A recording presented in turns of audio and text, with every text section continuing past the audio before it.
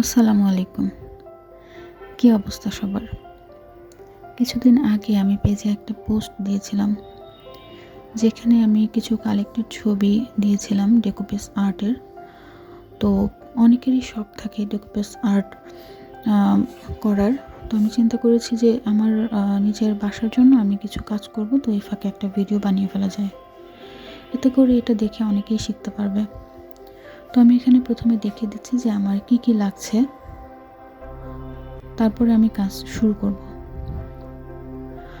আর এখানে কিন্তু অ্যাক্রিলিক কালারও লাগবে, কিন্তু যেহেতু আমি প্রফেশনালি ফেব্রিক পেইন্টিং করি, তো সেজন্য আমি অ্যাক্রিলিকটা আমার দরকার হয়নি। আমি যে কালারটা নিজে বানিয়ে কাজ করি, আমি সেরকম হোয়াইট কালার বানিয়ে নিয়েছি।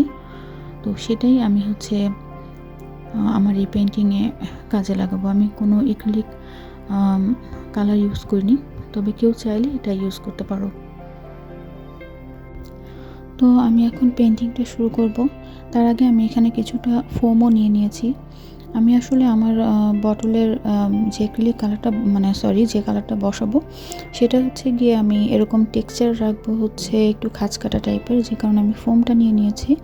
আমি ব্রাশ দিয়ে এবং ফোম দিয়ে দুইভাবেই দেখাবো, যে যেভাবে ইচ্ছা সেভাবে করতে পারো। কারণ ব্রাশ দিয়ে করলে এটা হচ্ছে ফিনিশিংটা খুব ফ্ল্যাট আসে, আর ফোম দিয়ে করলে একটু খাঁজকাটা আসে। ওটা আবার একটু অন্য রকমের টেক্সচার, দেখতে সুন্দর লাগে। মানে এক একটা পেইন্টিং এক এক রকমের সৌন্দর্য। তো এখানে আমি ব্রাশ করতে করতে কিছু কথা বলে নিব। সেটা হচ্ছে ডেকোপেজ আর্টটা হচ্ছে 4 ধরনের জিনিসে করা যায়: কাঠে, গ্লাসে, তারপরে হচ্ছে ধাতব বা মেটাল যেটা, আর হচ্ছে প্লাস্টিকে। ঠিক আছে? তো আমি এখানে গ্লাসে করতেছি। কেউ চাইলে এটা কাঠেও করতে পারবে, কেউ প্লাস্টিকেও করতে পারবে, কেউ মেটালেও করতে পারবে। এটা বেশ ধৈর্যের কাজ। যে যতটা ধৈর্য নিয়ে সুন্দর করে ফিনিশিং দিতে পারবে, তার কাজটা ততটাই সুন্দর হবে।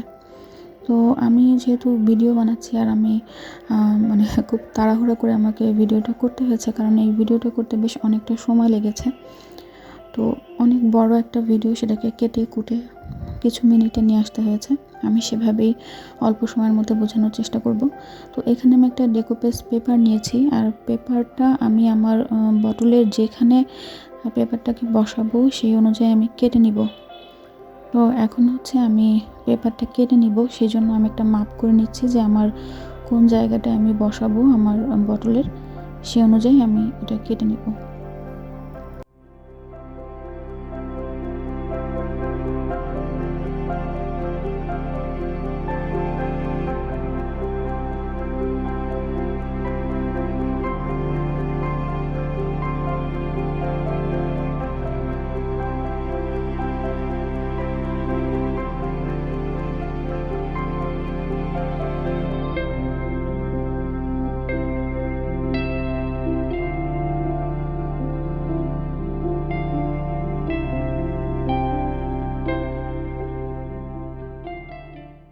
তো আমার পেপার কাটা শেষ। এবার আমি মড পোস্টটা এখানে অ্যাপ্লাই করব।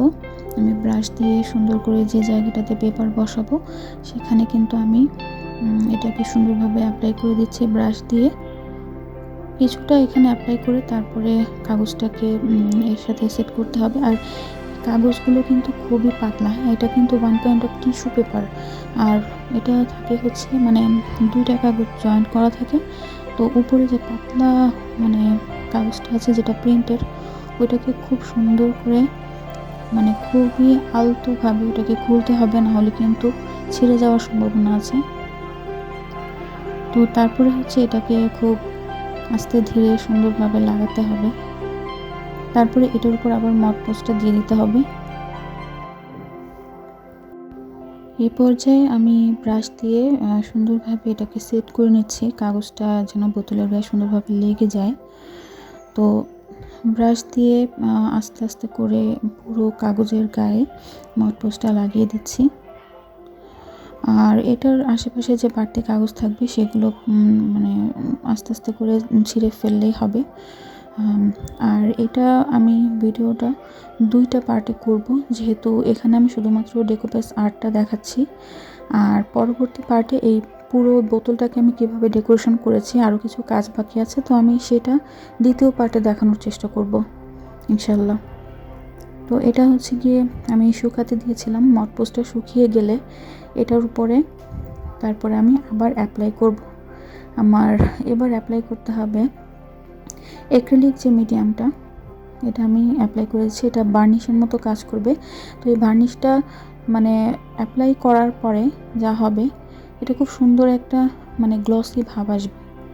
হ্যাঁ, মানে এটা দেখতে খুব সুন্দর একটা গ্লসি ভাব আসবে, আর এটা খুব সুন্দর করে আটকে যাবে, দেখতেও খুব সুন্দর একটা গ্লাস ইফেক্ট দিবে। তো এখানে আমি এটাকে ব্রাশ দিয়ে সুন্দরভাবে মানে বসিয়ে দিচ্ছি, বসিয়ে দেওয়ার পর এটা আবার আমি শুকাবো। আর এ পর্যায়ে পুরোটাতে আমি যেভাবে মড পোস্টটা লাগিয়েছিলাম ঠিক একইভাবে আমি এই মিডিয়ামটাও লাগিয়ে নিব। তো এটা ছিল হচ্ছে গিয়ে ফাইনাল লুক। আর আমি কিন্তু এটাতে ফোম দিয়ে একটু খাঁজকাটা টেক্সচার করে নিয়েছিলাম, তো এটা সেরকমই এসেছে, একটু খাঁজকাটা টেক্সচার এসেছে, দেখতে খুবই সুন্দর হয়েছে সামনাসামনি, মাশাআল্লাহ। তো আজকে এই পর্যন্তই, সবাই ভালো থাকবেন, আসসালামু আলাইকুম।